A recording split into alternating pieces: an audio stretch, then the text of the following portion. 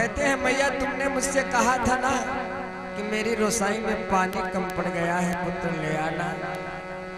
कि मैया तेरा पानी भी मैं और भर कर रख आया हूँ।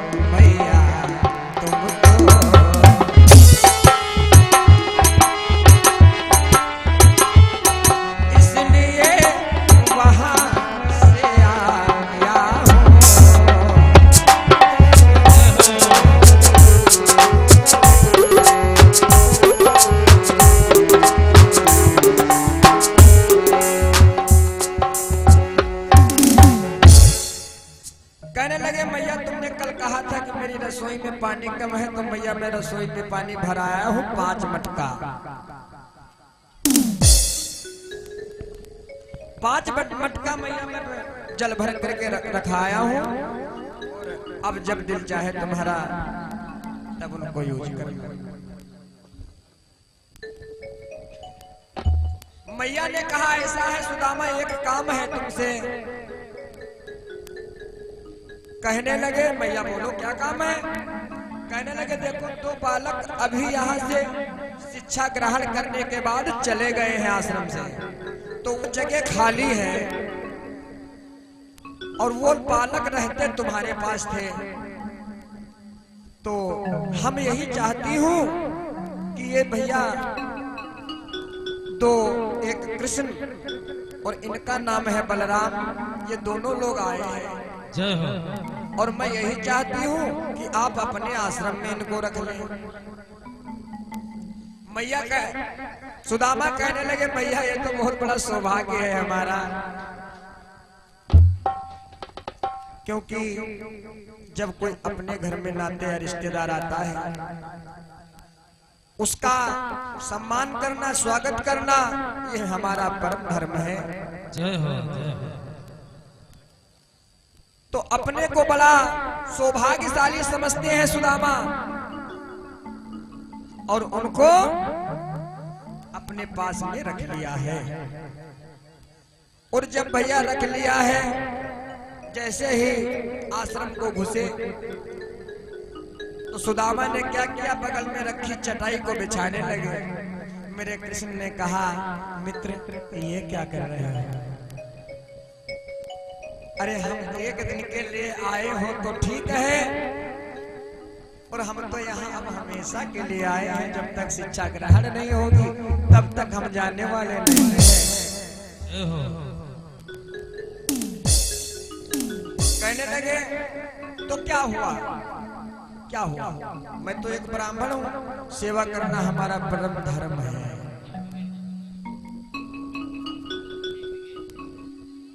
कहने लगे हमारा परम धर्म है। कहने लगे चलो। सुदामा कहने लगे भैया क्या कहा था अभी थोड़ी देर पहले। बोले भैया हमने आपको मित्र कहा था। तो कहने लगे भैया मित्रता के बारे में जानते हो। जय हो। कहने लगे जरूर जानते हैं, बोलो क्या पूछना चाहते हो। कहने लगे मित्र तो एक पानी और दूध, इन दोनों की भैया बहुत बड़ी मित्रता है। तो कहने लगे जब मित्रता की जाती है तो भाई मित्रता निभाई भी जाती है। कहने लगे हम निभाएंगे, और जब दिल चाहे आप हमें आजमा लेना, जहां बुला लोगे वहां हम चले आएंगे। कि मित्र करो ऐसे करो और जैसे लुटिया चोर, जो अपना गला बधाएंगे पानी लावे बोर। कहने लगे भाई मित्र तो अच्छा ही होना चाहिए, और यदि तुम हमारे सच्चे हो ना तो हम तुमसे भी समझ लो पक्के हैं, हम भी कभी तुम्हारा हाथ नहीं छाड़ेंगे, जहां बताओगे वहां उपस्थित हम हो जाएंगे। सुदामा ने कहा ठीक है, ठीक है, समय आएगा तब हम बताएंगे भाई, अभी जब कोई काम ही नहीं है हमारा, क्योंकि शिक्षा आप भी ग्रहण कर रहे हो और हम भी ग्रहण कर रहे हैं, और इस समय तो हम दोनों बराबर हैं। खैर समय बीत गया। अब भैया कृष्ण और बलराम का शिक्षा ग्रहण हो चुका है, शिक्षा ग्रहण हो चुका है, और ये गुरु माता जी से आज्ञा लेते हैं कि मैया अब मैं अपने घर को जाना चाहता हूं। मैया ने कहा पुत्र हमारा शुभ आशीर्वाद तुम्हारे साथ है। तब इन्होंने एक बात कह दी है वहां पर, कहने लगे मैया अगर हमारे लायक कोई सेवा हो तो आप हमें बताइएगा। कहने लगी पुत्र सेवा क्या बताएं, तुम कर ही नहीं पाओगे। अब ये पड़ गए चक्कर में, क्योंकि ये कहे बैठे हैं मैया कोई भी सेवा हो बताइए, तो उन्होंने जवाब दे दिया कि सेवा क्या बताएं, तुम कर ही नहीं पाओगे।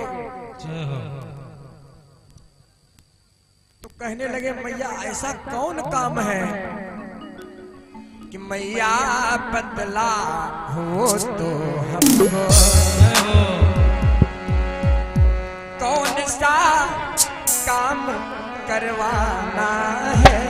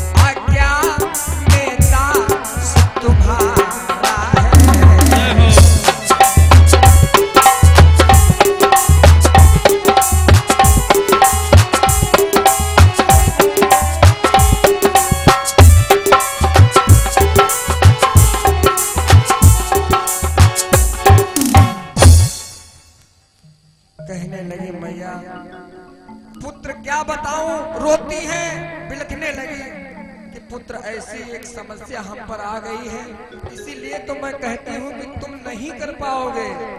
फिर बाल कृष्ण भगवान कहते हैं मैया कष्ट करके बताइए तो सही। कहने लगी पुत्र जिस तरीके से तू हमें प्यार करता है ना, इसी तरीके से मेरा पुत्र मुझे प्यार करता था, और जिसका नाम था पुनर्तत्व। कृष्ण ने पूछा मैया वो गया कहाँ है। संदीपन ऋषि जी भी वहां आ गए। मैया रोती है, बिलखती हैं और कहती क्या है, कहती है भैया गया तो वो समुद्र के किनारे था मगर आया नहीं है अभी तक।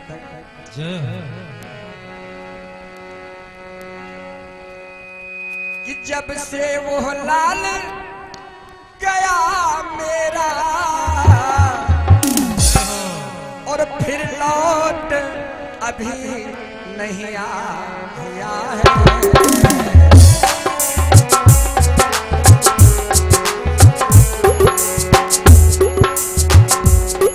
ना जाने कौन समस्या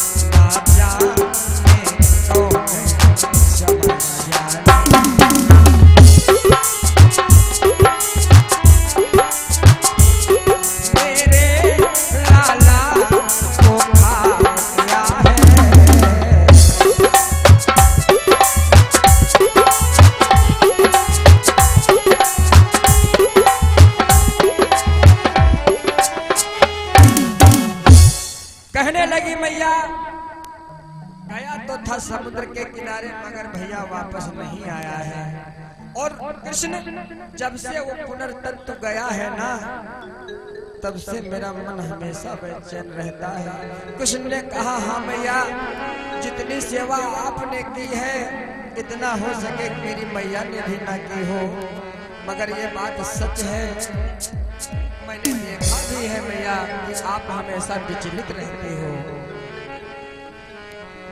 आज मेरे कृष्ण जी कहते हैं कि जो मैंने तुमसे मैया अभी कहा था कि कम से कम बताओ और सेवा का शुभ अवसर हमें दो। जय हो। तो आज वही कृष्ण जी क्या कहते हैं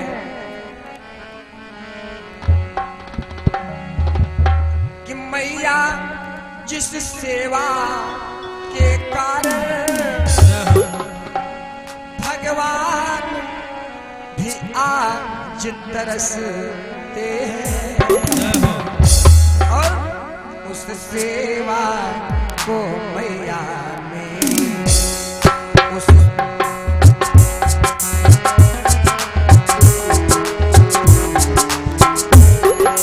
सेवा को मैया मेरे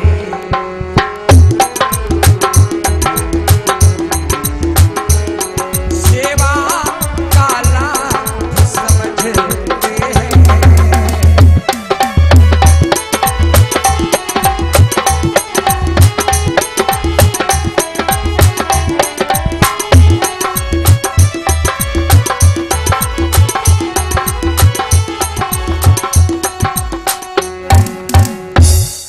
भगवान कृष्ण कहने लगे, ऐसा है मैया, ये सेवा का शुभ अवसर आपने हमें दिया है, तो मैं भी वचन देता हूँ जब तक पुनर्तत्व हुआ तब तक तुम्हें ये अपना मुंह नहीं दिखाऊंगा।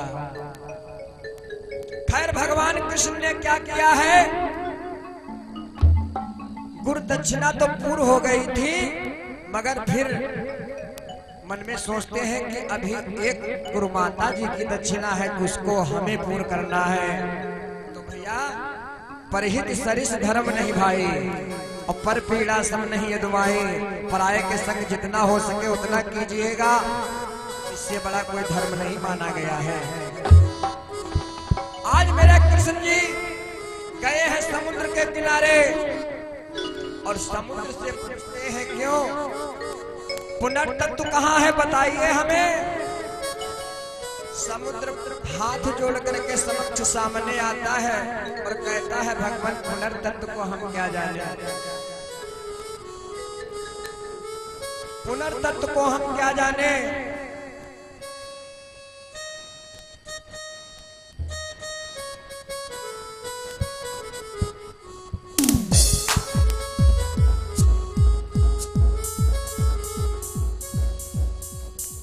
कहते हैं हम पुनर्तत्व को क्या जाने। भगवान ने कहा, ऐसा है सच बता दो पुनर्तत्व है कहाँ, और नहीं तो इसका प्रमाण बहुत भारी पड़ेगा।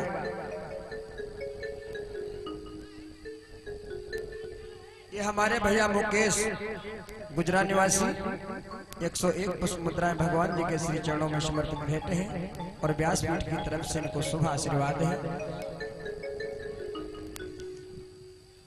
और हमारे भैया महेंद्र गुजरा निवासी 151 पुष्प मुद्राएं भगवान जी के श्री चरणों में समर्पित भेंट हैं, व्यासपीठ की तरफ से इनको शुभ आशीर्वाद प्रदान। समुद्र कहता है ऐसा है, हमें नहीं मालूम। और मेरे कृष्ण जी आ गए ताव में भैया, और कहते क्या है कि हे देव बता दे आज हमें, और वरना हम तुम्हें बता देंगे।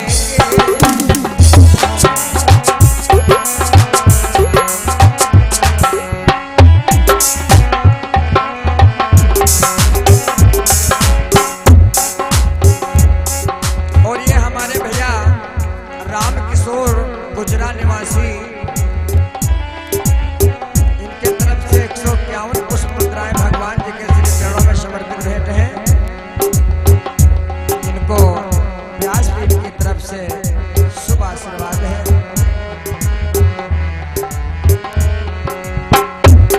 हे देव बता दे आज हमें,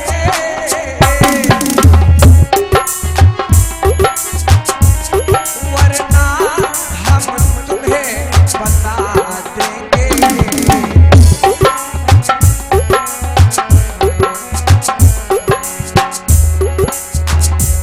और वह रूप आज दिखला देंगे।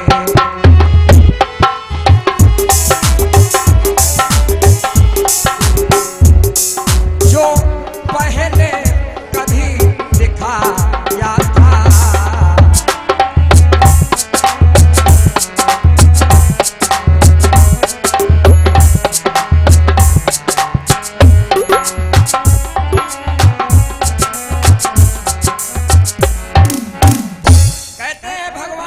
समुद्र से ऐसा है जहां छिपाए हो तुरंत निकाल लो, वरना ये समझ लो तुम्हारी खैर नहीं है।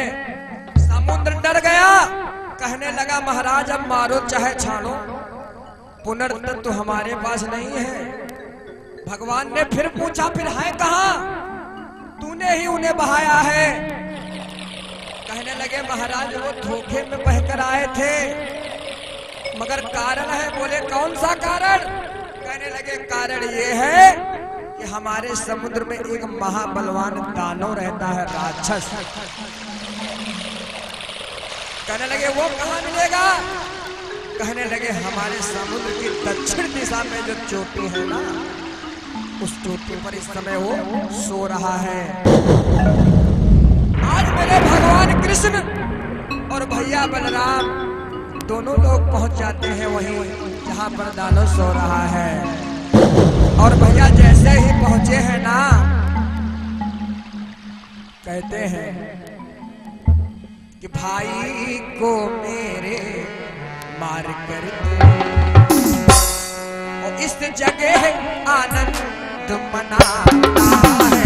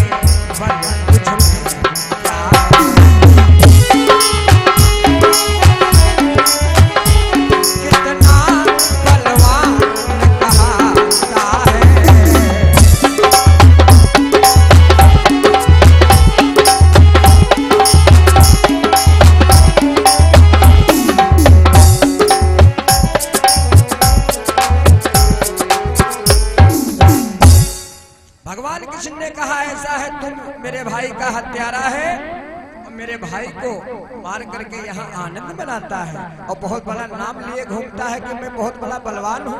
देखा बल अपना, आज देखे कितना बल है तुझ में। भैया जैसे ही भगवान कृष्ण ने उससे इतना कहा और उनका कहना हुआ, इधर बगल में खड़े भैया बलराम उठा के धसक दिए उनको, गिरा झड़ाम से और हाथ जोड़ करके सामने आ गया। बोला महाराज हाँ ये बात तो सच है, मगर अब ये सच नहीं है कि मैं पकड़ करके लाया। मैं इस जल में रहता हूं, अगर वो आ गया तो उसका ग्रास मैंने बना लिया।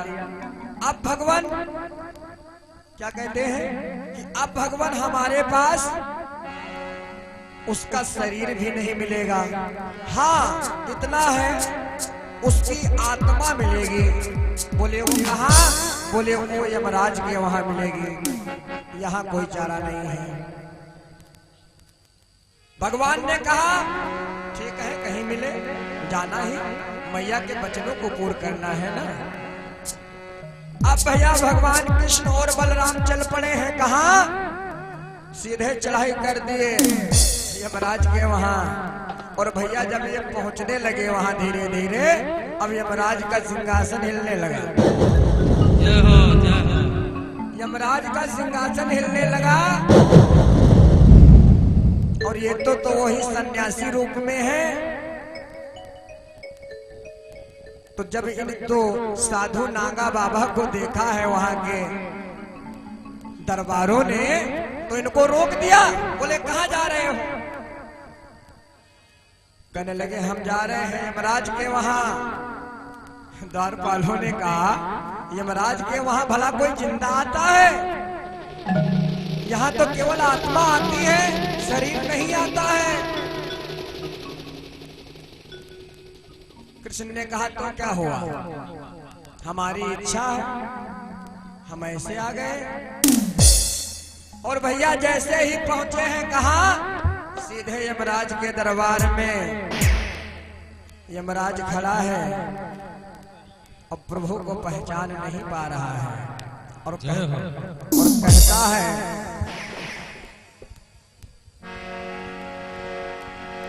कि किस जगह से आए तुम लाला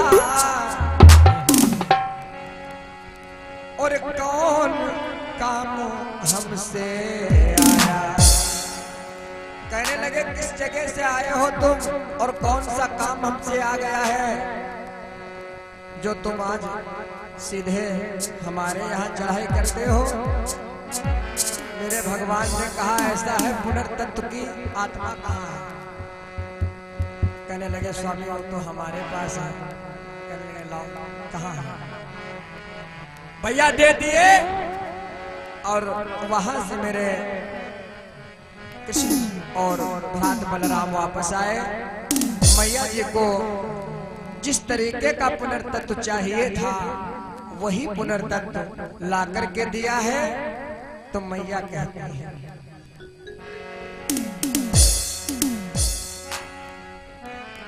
कि जुग जुग जीवे लाला और कीर्ति तेरी जयकार हुई।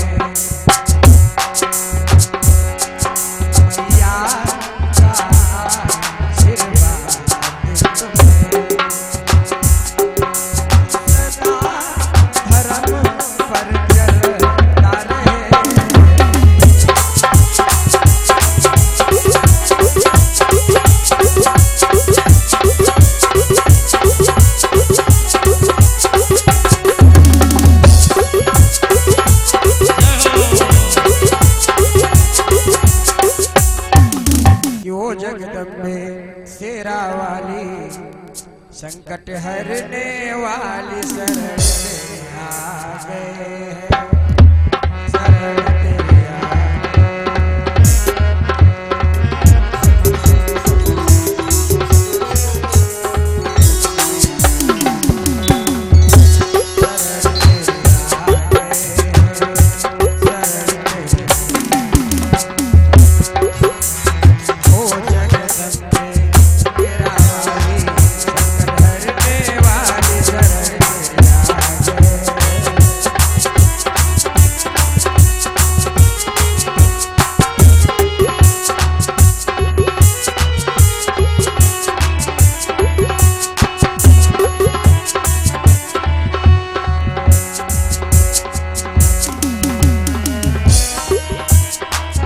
हमारे भैया महेंद्र गुप्ता की तरफ से गुजरात निवासी 101 पुष्पोत्तराय भगवान जी के श्री चरणों में समर्पित है।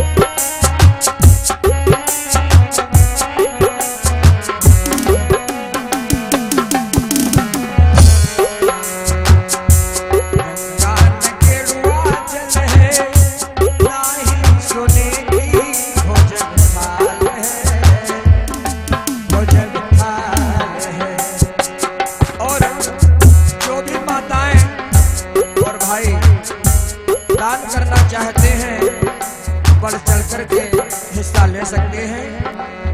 तुम्हें मनाए बजा कर ताली ओ